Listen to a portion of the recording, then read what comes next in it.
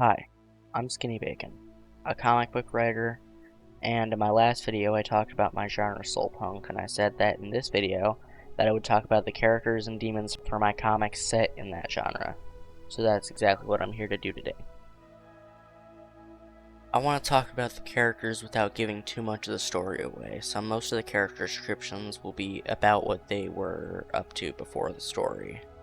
With that being said, the character in the background right now is the story's main character. His name is Orion Barnes, a loner from the countryside that moved to the story's main setting, the city of Echo Vale. Orion's parents were a part of the Rebels, which I established in my last video are this world's version of hippies. Orion, along with his brother, ran away from home due to his parents being caught up in some sort of feud with drug dealers. Orion's brother sadly did not last long due to him giving all of his rations to Orion so that way he wouldn't starve to death. A little bit after his brother's passing, Orion went to work and live on a farm nearby. He would then go and move again to the story's main setting when he turned 18. When he first got into the city, however, he was pulled into a fight with an aristocrat. That aristocrat, being the jerk that he is, had Orion kidnapped by his lackeys and then forced to fight in an underground fighting arena, and that's where he's been for the past 2 months. The story starts somewhere around that time. Design-wise, I gave him a nice fleece coat to pair with the goggles that I carried over from his original design back before it took place in the soulpunk genre. I also gave him soul-powered boots that connect via tube to a power pack that's underneath his coat. They work like Shadow's boots. They kind of just hover him a little bit off the ground so he can move faster so he can get to his target sooner. He can also turn his 2 knives that he uses in combat into 2 short swords when he's not in his demon form. But when he's in his demon form, he uses the bandages around his hands, ties them around the knives that he has, and then uses them as rope darts. Alright, so I think before we go any further, I should talk about the demons so that way you have a better understanding of some of the things that I'm going to be talking about. The one you see me drawing in the background is the demon attached to Orion. Can't really talk about him too much without giving spoilers away. All you need to know about him is his name is Odium, which is Latin for hatred. Okay, so demons in this world are trapped in their own dimension, and the only way for them to get out is to complete a contract. How do they do this? How do they get someone to sign a contract if they're across the dimensions? They can astral project to the main dimension in order to convince people to sign contracts. But wait, why would you want to sign a contract with a demon, I hear you asking? Well, what do you get in return? You get a wish. You can get any wish as long as it's pertaining to you specifically. So you can wish for an infinite amount of money, you can wish for pretty much anything you want except something that pertains to somebody else. So, for example, you can't wish to be an owner of a pre-existing company, as that would take away the job from somebody else. But wait, any wish? That seems a little too good to be true. It can't be as simple as just signing a contract, can it? Well, no. Once you sign the contract, your lifespan is shortened to 10 years. You only have 10 years left to live. But every demon and or contracted person, someone else that's been contracted with a demon that you kill, gives you 2 years added to your lifespan.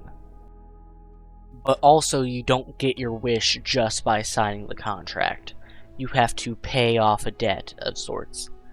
Every wish costs a different amount of years based on the price of the wish, based on how big the wish is. If you wish for infinite money, it's going to cost a lot more than if you wish for like a cheap house.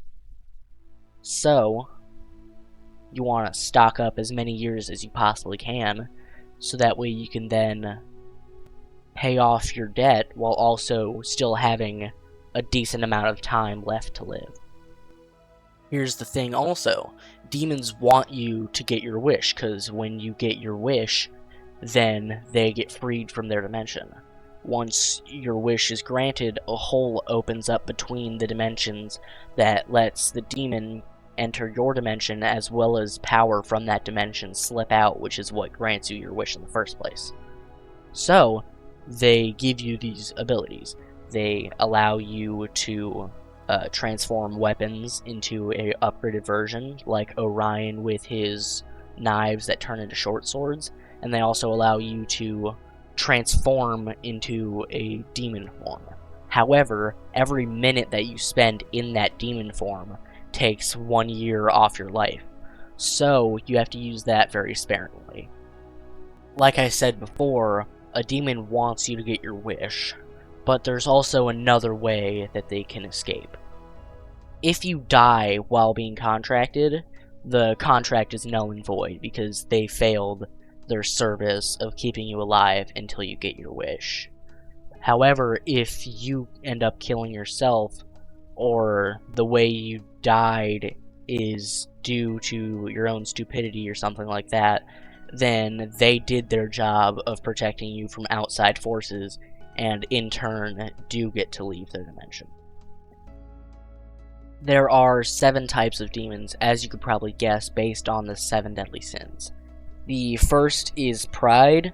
These demons have immense power, and they can't help but brag about it, causing them to be focused on themselves instead of seeing those around them. The color of these demons are white. The next demon we have is greed. Demons that hoard all of their belongings and are prone to stealing. They seek nothing but everything. They are the color of orange. The next demon we have is lust. Demons that seek only self-pleasure no matter who they have to hurt to get it. They are purple. Envy. Demons that are never happy with themselves and only seek to tear others down. Yellow. Gluttony. They overindulge in food and other things and are often lazy. Their color is green.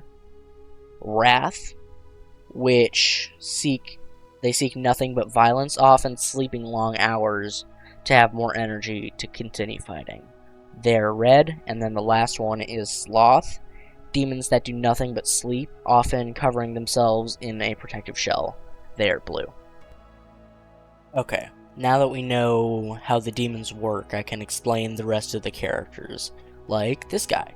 Another important character. This one's name is Alistair. Remember the aristocrat I was telling you earlier that got Orion kidnapped? This is him. During that fight, Orion accidentally takes out Alistair's eye, which is why he has that thing covering one of his eyes. That is a soul-powered item that helps him see better because he is a sharpshooter. Speaking of being a sharpshooter, he also has 2 lava lamps on his arms that he can inject into his arms for when he needs to be able to draw his gun better. Speaking of being a sharpshooter, he uses 2 handguns that when not in his demon form, he can combine into a sniper rifle. However, when he is in his demon form, he gets these hard arms, like his arms harden, and it makes him much better at close-up combat. Sometime after his fight with Orion, his father ends up disowning him, so now he's living on the streets. Next up is Heather, a special case. She's a part of what's known as a contracted family. Throughout the years, the family has been contracted with one demon. When a child turns 10, they are forced to kill their parent with the contract, and then they make a contract with the same demon.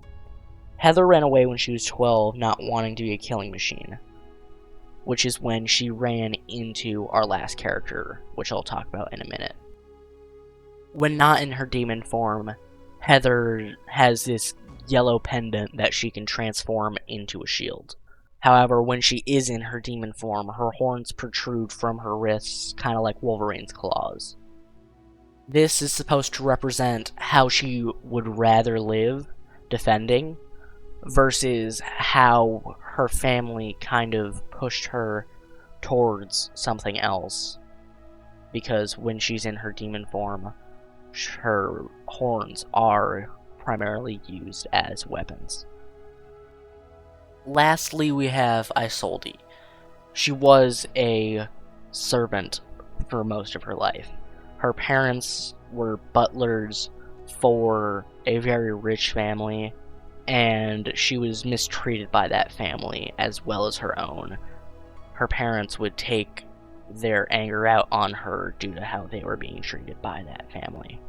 She first made her deal with the demon when a horde of demons were attacking the city that she lived in.